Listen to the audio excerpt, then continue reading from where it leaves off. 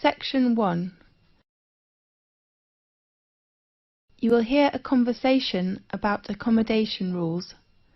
First, you have some time to look at questions 1 to 3.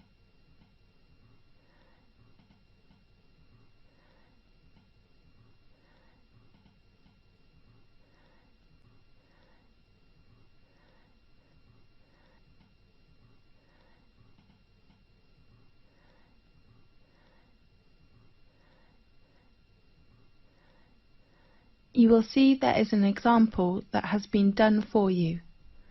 On this occasion only, the conversation relating to this will be played first. Good morning, everyone. I'm your accommodation advisor. Well, firstly, welcome to Thomas House, which is one of the most popular accommodations in our university. I will give you an introduction about the house and answer your questions. The name of the house is Thomas House, so Thomas House has been chosen. Now we shall begin. You should answer the questions as you listen, because you will not hear the recording a second time. Listen carefully and answer questions 1 to 3. Good morning, everyone. I'm your accommodation advisor.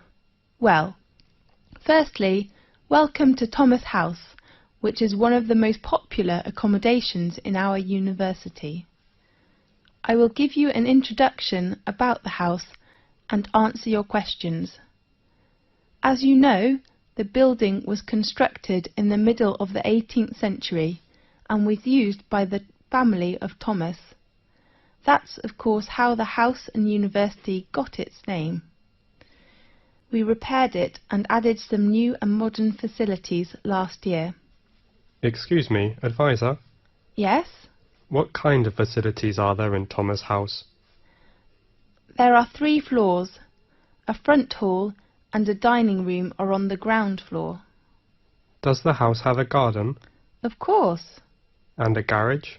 No, we don't provide parking lot to students. Okay. A small gym with some new equipment is on the 2nd floor. Does it have a computer room? No, I mean a leisure room on the 2nd floor, and you can find a comfortable lounge with a big balcony on the same floor. How about bedroom and bathroom? They are both on the top. How many students are there in one flat? 4 to 6. I wonder if I have to share a bathroom with others. No, we provide every student a bedroom and a bathroom. Great.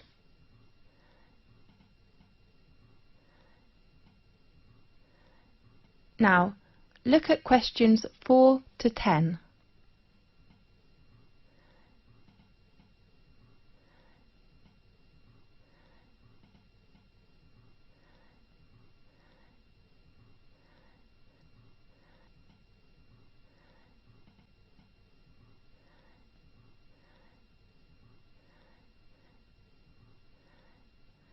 Now listen carefully and answer questions 4 to 10.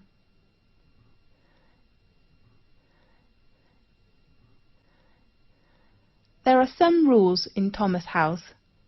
Firstly, smoking is not allowed in both your bedroom and the bathroom. Does the house have a smoking section? No, you can smoke on the balcony or outside the house.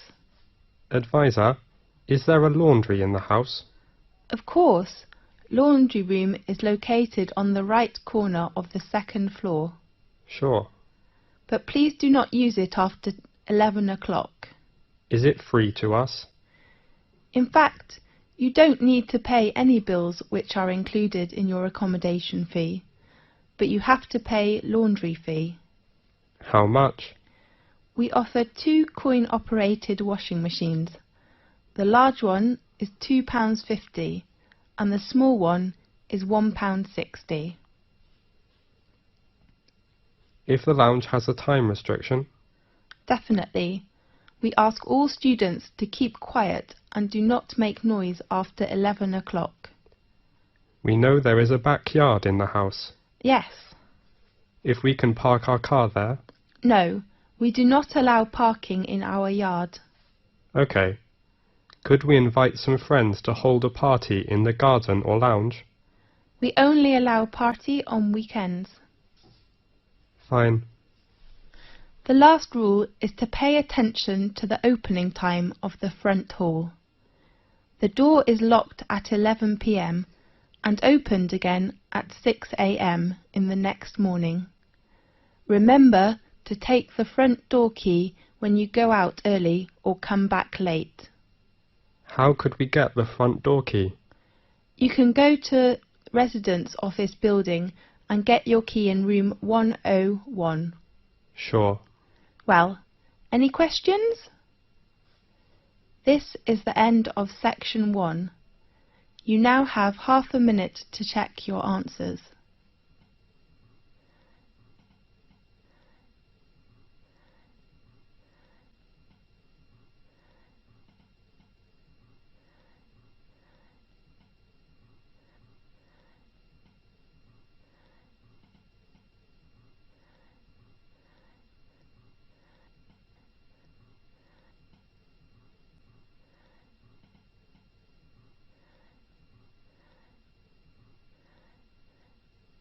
Now turn to section 2.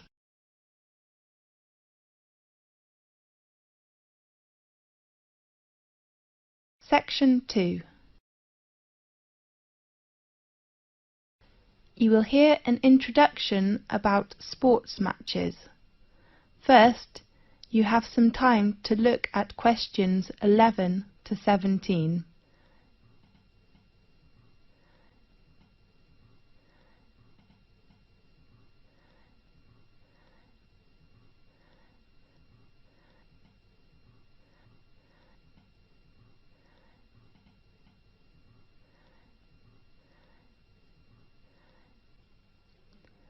Now listen carefully and answer questions 11 to 17. Good morning, everyone. I'm Mary White, the Secretary of the Exciting Sports Club. Welcome to attend Match's arrangement meeting. I know you are looking forward to a great season. Now, I'd like to give you a short introduction to our arrangement in this season. This season, we still have 2 competitions. One is tennis and the other is soccer. Let's start with tennis. There will be 6 teams competition. We hope the players' ages are between 16 and 22 years old. While the number of soccer teams is only 4 in this season, because we hope all players' ages are no more than 20 years old. Now, in this new season there are some changes. The first one is the venue. We will arrange all our matches for both the tennis and soccer competitions in Magic Park instead of Darry Park, which was used last year. Tennis matches will be arranged on Court 2 and Court 4 will hold soccer matches. Our match schedule: all tennis matches will be played on Sunday afternoons. All matches will begin at 2 o'clock. Soccer matches in this season will be played at 7 o'clock on Saturday evenings. The joining fee is still £30, including a new sport gear. We still offer a week of training session before formal match for our new players. There are 2 training sessions at 3 p.m. to 5 p.m. on next Friday and Saturday afternoon. The fee is only £12. Now, I'd like to introduce the coach of each training session, George Hanson, who has been supervised the tennis teams for over 4 years, will still be coach this season. While we will invite a good soccer coach who has enough patience and professional skills to work as this season's soccer coach. His name is Paul Batt.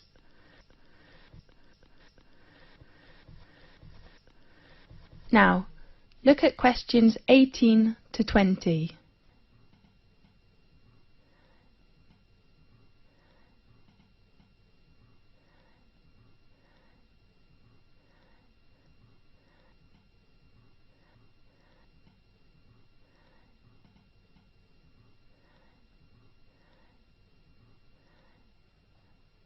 Now, listen carefully and answer questions 18 to 20. In addition, we offer some activities to thank all players. Please look at your brochure.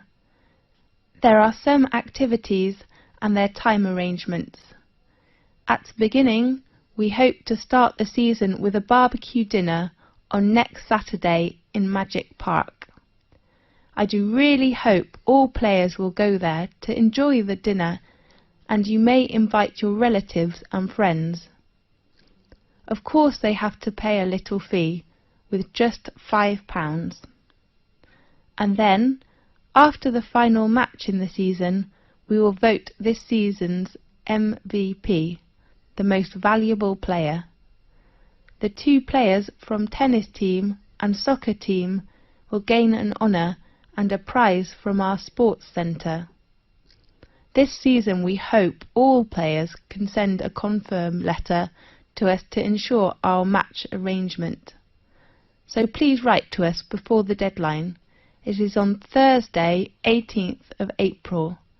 Our secretary, David Black, is in charge of collecting fees and your letters in this season. His room number is 214 and his phone is 332567. This is the end of section 2. You now have half a minute to check your answers.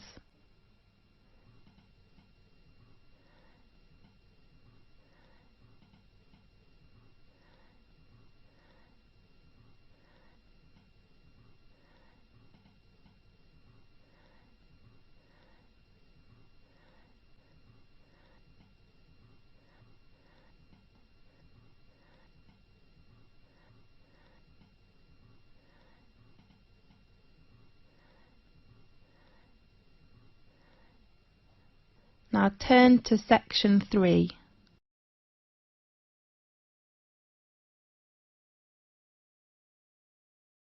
Section 3. You will hear a conversation about a student thesis. First, you have some time to look at questions 21 to 24.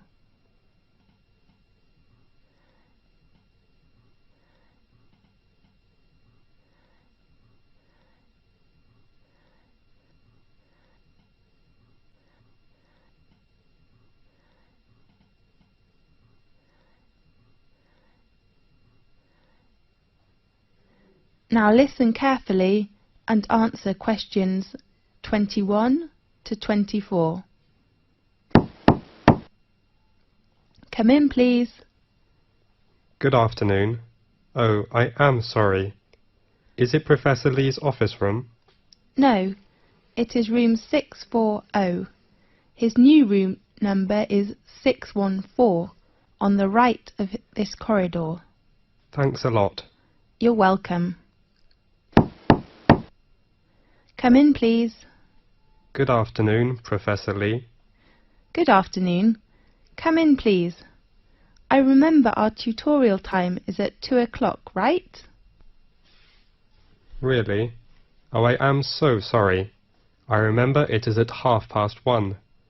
So I go to common room to wait for 30 minutes, okay? No, I'm free now.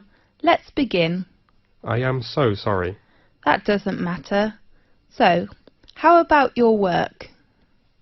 In fact, Professor Lee, can I get an extension of time to hand in my work?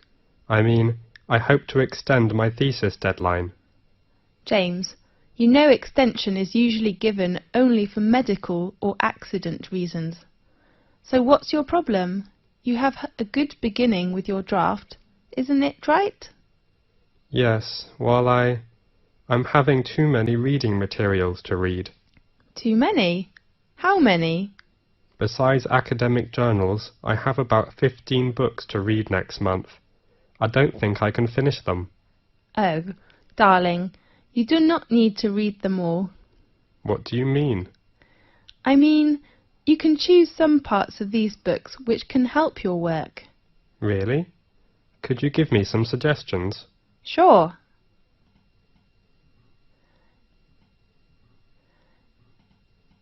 Now look at questions 25 to 30.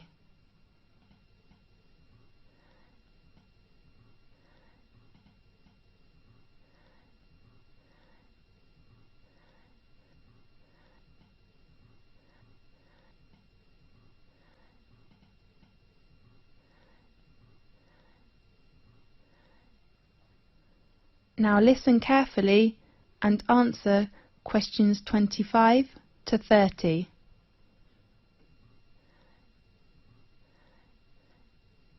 Do you bring your reference book list? Yes, I take it. Let's see. First, the book by Bayer. I think it is really worth reading. Read it all? Yes, the topic of the book is nearly the same field with you. Okay, I'll read Bayer's book. The next author is Oliver. I heard that his argument is very strong, but the book is a little difficult. You are right, but I still recommend you to know about his argument, which will give you a lot of help. Fine. Do you think I should read Billy's book? About Billy. I have to say his work is very good, especially his research method, but you do not need to read it now.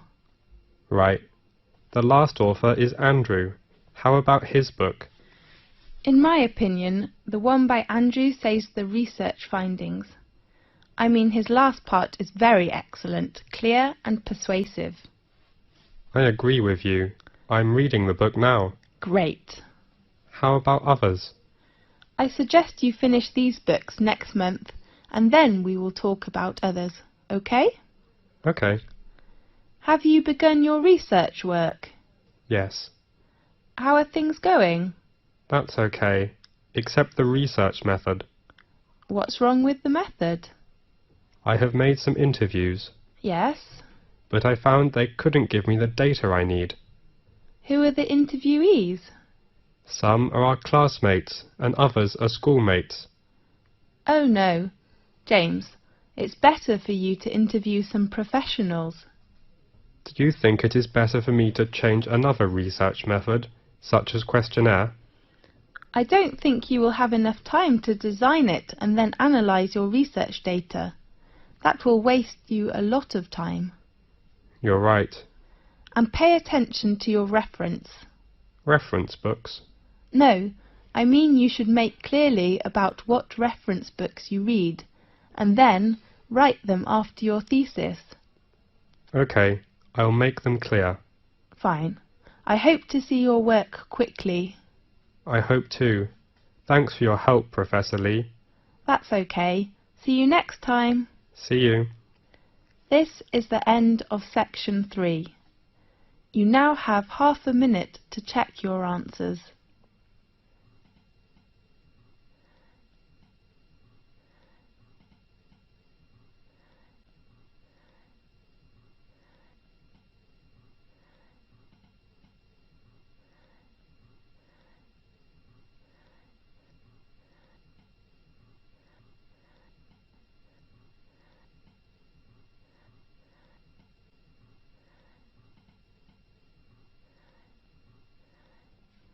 Now turn to section 4.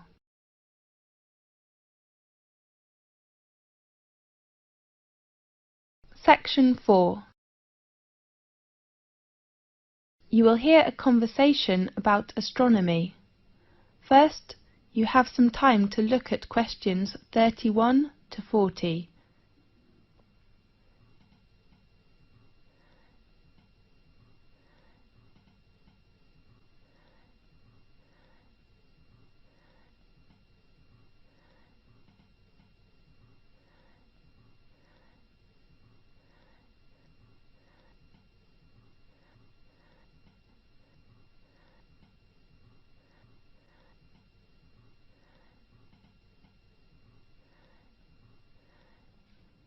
Now listen carefully and answer questions 31 to 40.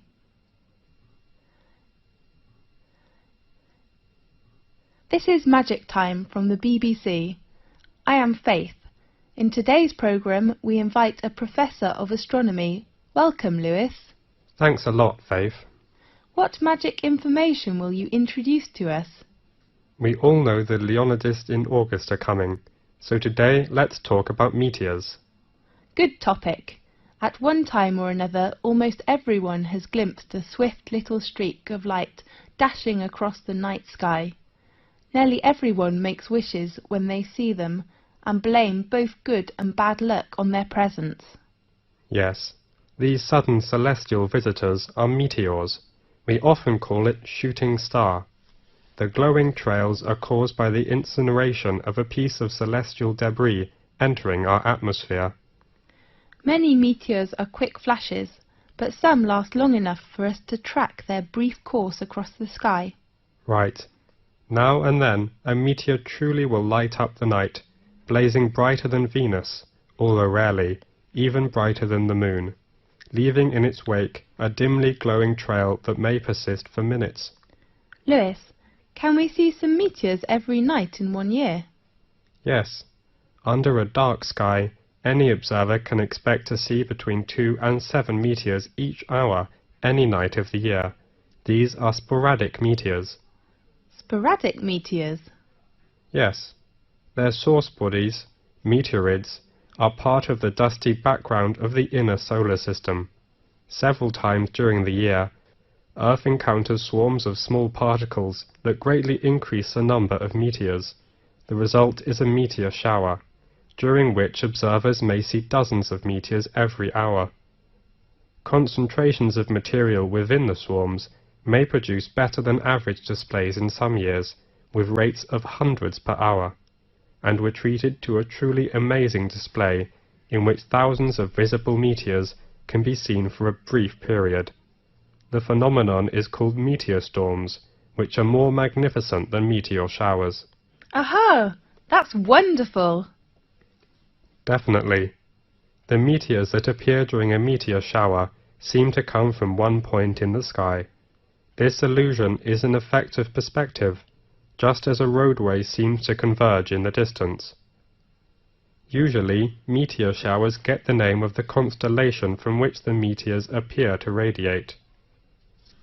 Such as during the Perseid shower in August, meteors seem to streak from a point in the constellation Perseus. When is the biggest meteor storm? According to records, in 1833, a storm of 60,000 meteors an hour shocked the world. 60,000? That's unbelievable!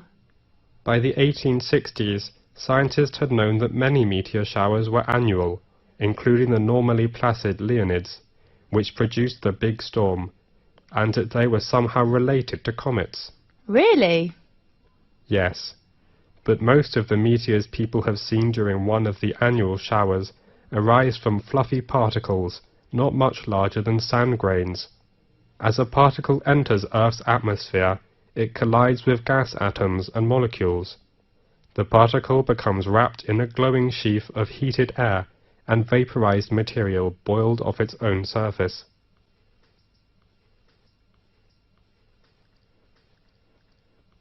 Whether meteor is very near to us when it appears?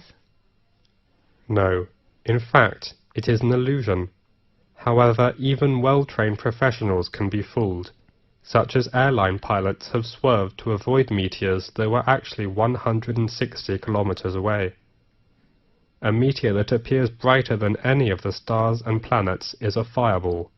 Fireball? That's so interesting. Yeah. Most meteors are seen 80 to 120 kilometers above the ground. Sometimes someone will claim to see a fireball land on a hilltop, but in fact a real fireball first appears at a height of about 125 kilometers and loses its brightness while still at least 20 kilometers above the ground. Yes. What colours do meteors have?